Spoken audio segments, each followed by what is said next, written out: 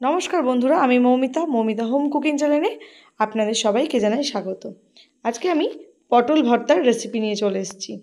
রেসিপিটি ভালো লাগলে অবশ্যই আমার চ্যানেলটিকে লাইক শেয়ার কমেন্ট করবেন এবং যেসব নতুন বন্ধুরা রয়েছেন আমার অবশ্যই চ্যানেলটিকে সাবস্ক্রাইব করে দেবেন বন্ধুরা।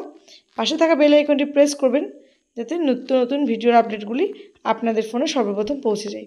আজকে এই পটল ভর্তার রেসিপি কিভাবে বানাবো আপনাদের চলুন দেখিয়ে দিই। এখানে আমি পটল নিয়ে নিয়েছি 500 গ্রাম। পটলগুলো এইরকম খোসা সমেত ধুয়ে ভালো করে কেটে নিয়েছি। আর নিয়েছি এখানে রসুন, একটা বড় রসুন নিয়েছি, লবণ, কালো জিরে, পেঁয়াজ আর লঙ্কা।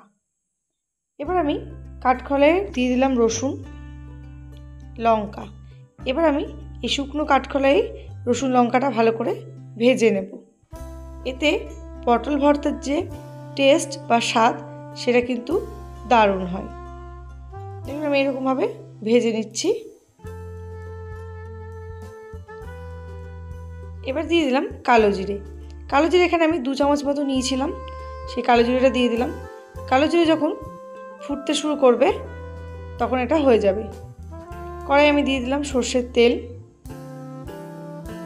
তেল গরম হয়ে গেছে। এবার আমি দিয়ে দেবো একটা ছোট মিডিয়াম সাইজের পেঁয়াজ কাটা দিয়ে দিলাম। ভালো করে নাড়াচাড়া করে নিচ্ছি।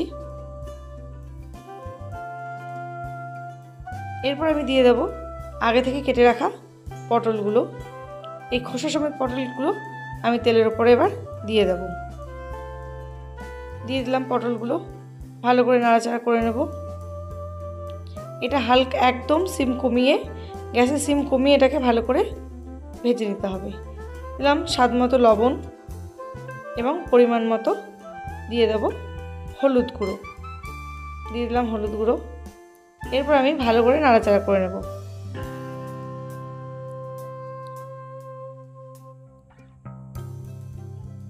দেখুন অনেকক্ষণ নাড়াচাড়া করে নিয়েছি, এর থেকে জল বেরিয়ে আসছে। এবার আমি কিছুক্ষণের জন্য এটা ঢাকা দিয়ে দেব। ঢাকা দিয়ে দিলাম, ঢাকা খুলে নিলাম। ঢাকা খুলে নেওয়ার পরে ভালো করে নাড়াচাড়া করে নিচ্ছি।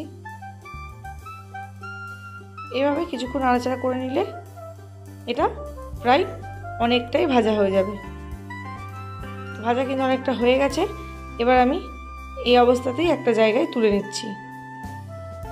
তো দেখুন তুলে নিয়েছি। এবার আমি এটা ভালো করে ব্লেন্ড করব। তার আগে এখানে মিক্সিং জারে দিয়ে দিলাম কালো জিরে, রসুন, লঙ্কা, যেগুলো আমি শুকনো কাঠকলায় ভেজে রেখেছিলাম। এগুলো আমি একটু আধ বাটা করে নেব। আধ বাটা করে নিয়েছি। এবার দিয়ে দিলাম পটলগুলো। এই পটল ভাজাগুলো দিয়ে ভালো করে আমি এটা পেস্ট করে নেব। দেখুন পেস্ট কিন্তু আমার হয়ে গেছে ঠিক এই রকম। এবার আমি গ্যাসে একটা কড়াই বসিয়ে নিয়েছি। কড়াই দিয়ে দেবো সর্ষের তেল। ওই তেলের ওপরেই এবার আমি যে ব্যাটারটা পটলের সেটা আমি দিয়ে দেব। দিয়ে দিলাম, ভালো করে নাড়াচাড়া করে নেব। তো বন্ধুরা এবারে আমি এটাকে ভালো করে নাড়াচাড়া করে একদম শুকনো শুকনো করে নেব। তাহলেই রেডি হয়ে যাবে আজকের আমাদের পটল ভর্তা। দেখুন ভালো করে নাড়াচাড়া করে নিচ্ছি। দেখুন নাড়াচাড়া করতে করতে ঠিক এই রকম শুকিয়ে এসছে।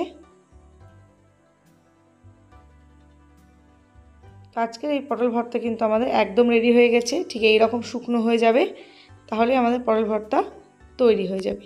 দেখুন এবার আমি একটা জায়গায় এটা নামিয়ে নেব।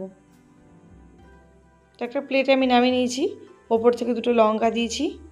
এটা কিন্তু খেতে অসাধারণ সুন্দর। আপনারা গরম গরম ভাতে পরিবেশন করুন, আপনাদের খুব ভালো লাগবে।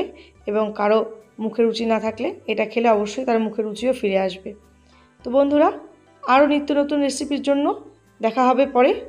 তো ভালো থাকবেন, সুস্থ থাকবেন। নমস্কার।